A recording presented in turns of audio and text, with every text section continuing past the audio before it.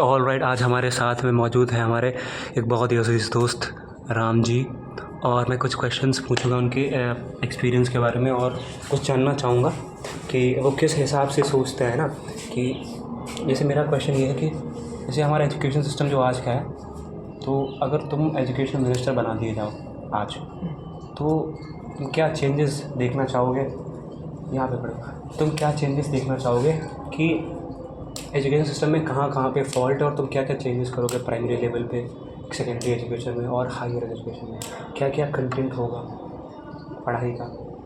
इस चीज़ के बारे में अगर थोड़ा बता पाए तो बहुत बेहतरीन होगा। थोड़ा सोच लिए 30 से 40 सेकंड जैसा आपको टाइम लगे।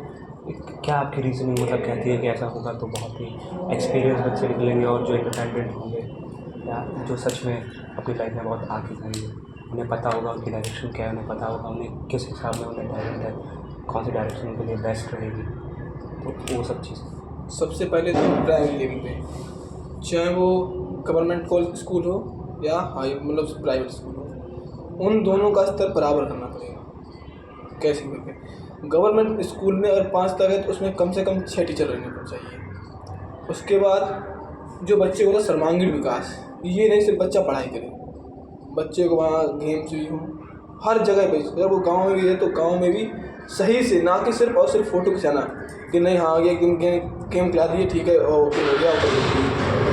पूरी तरह प्रॉपर जैसे स्कूल होते हैं जहाँ सर्वांगीण विकास होता है, बच्चों के लिए म्यूजिक सिस्टम, प्ले सिस्टम, उसके मतलब जो भी हॉबी होती है बच्चों की, जैसे भी खेलना कूदना और ड्राइंग है, हाँ पब्लिक स्पीक, हाँ मतलब बच्चा जो भी चाह रहा है, सिर्फ अगर वो घूमने वाला है तो साइकिलिंग है, वॉलीबॉल है, अगर उसे बास्केटबॉल घूमने है, ही बने तो घूमने का भी उसके मिलना चाहिए। मतलब कोई भी स्कोप हो, बच्चे को सोच रहा है ये स्कोप ऐसा है तो वो अवेलेबल हो। टीचर 6 तो प्रॉपर होने चाहिए, एक एक्स्ट्रा। और सबसे बड़ी बात है, सबसे ज़्यादा ज़रूरी बात है, वो है गांव के लोगों से मिलने की।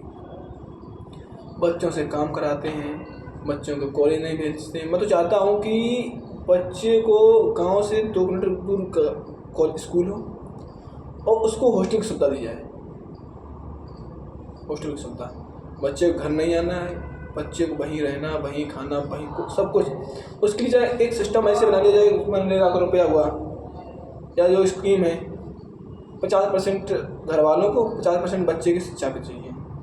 कोई अनाज हो रहा है गांव में, मतलब कोई फसल हो रही है, बच्चे की मतलब बच्चों की वेलफेयर के लिए घर वालों को खुद से स्वयं से वहाँ हॉस्टल के लिए अपना अनाज दे दें, सब्जी दे दें, जिससे बच्चे हॉस्टल रहें। और बच्चे घर रह रहे हैं तो बच्चे उतना अच्छा नहीं पढ़ पाए। सबसे पहले दीजिए। जैसे आप अगर कंटेंट को लेकर के आप कंटेंट क्या रखेंगे प्राइमरी लेवल पे, छोटा सा मतलब किस हिसाब की उन्हें एजुकेशन होगी, या हायर लेवल पे कौन सा कंटेंट रखेंगे जो बच्चों के लिए बेस्ट होगा? नहीं, वो प्राइवेट सिस्टम, थोड़ी प्राइवेट जो किताब है ना वही लागू होनी चाहिए प्राइवेट की। जो आज का सिस्टम है, जैसे ज्योग्राफी पढ़ाई जाती है, पॉलिटिकल साइंस, बच्चों को 9th क्लास तक फिजिक्स, केमिस्ट्री, मैथ ये सब पढ़ाया, तो आप उस चीज़ें में परिवर्तन करेंगे कि जैसे आप प्लेटो का सिद्धांत पढ़ा होगा तो उस हिसाब से सिस्टम होगा, या फिर ये सब्जेक्ट सही है अपनी जगह, फिजिक्स केमिस्ट्री मैथ बच्चों का सर्वांगीण विकास कर रहे हैं?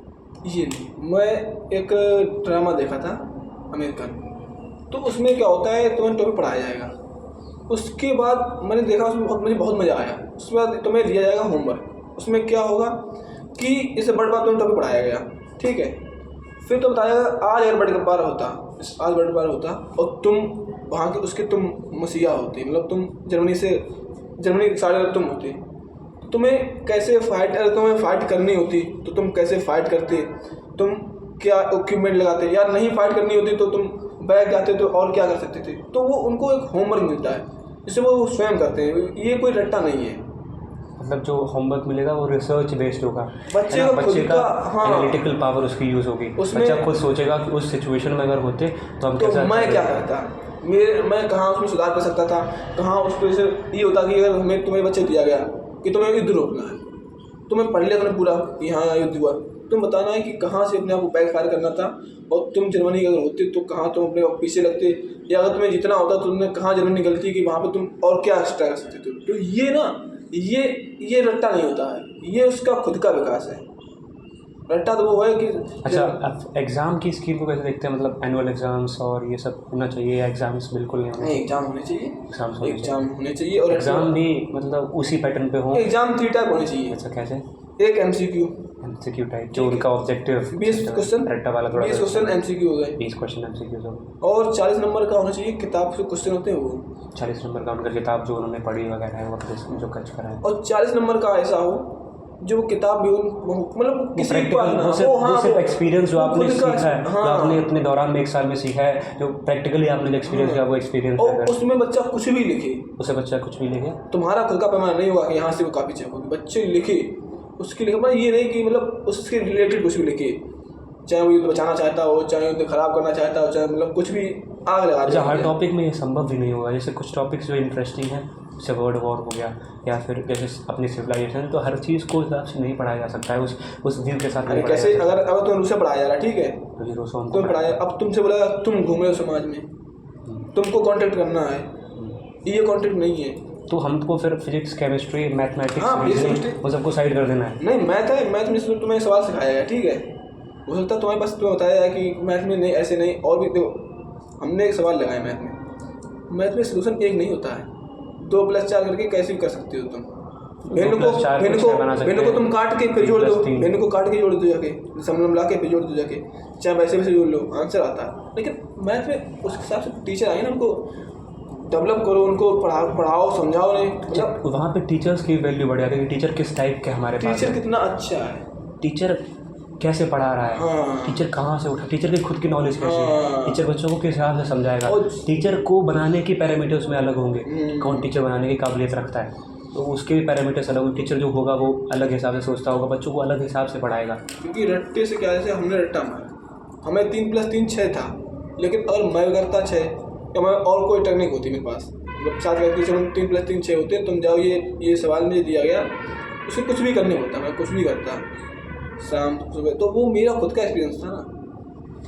मैथ, ठीक है। अब उनमें भाई एक सोल्यूशन था, भाई एक करके बस भाई रट्टा मार के, आज मेरी लाइफ में ना तो मेरा कोई मैथ का एक्सपीरियंस काम आ रहा, ना मेरा केमिस्ट्री का एक्सपीरियंस काम आ रहा, ना मेरा फिजिक्स का एक्सपीरियंस काम आ रहा, कुछ नहीं।